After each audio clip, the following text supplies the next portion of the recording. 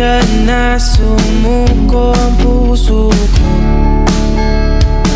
sa paulit-ulit na pagkakataon na nasaktan na bigo. Mukhang delikado na naman ako. Bakit ba kinikilig